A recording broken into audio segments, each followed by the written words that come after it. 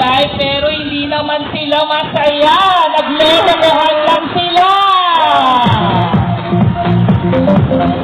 Sabi kayo, ha? Ang dami nyo, ha? But anyway, ayan, magandang gabi po, especially po kay Mayor Bill Soriano and of course kay Mayora Mirna Soriano. Magandang gabi po.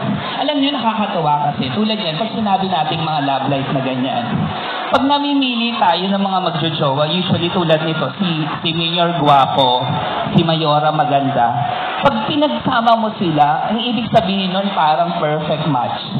Perfect combination. Diba? Pareho maganda at guwapo. Pero kapag ang babae, hindi maganda, pero guwapo ang lalaki, ang sabi nila, pikot daw ang tawag doon.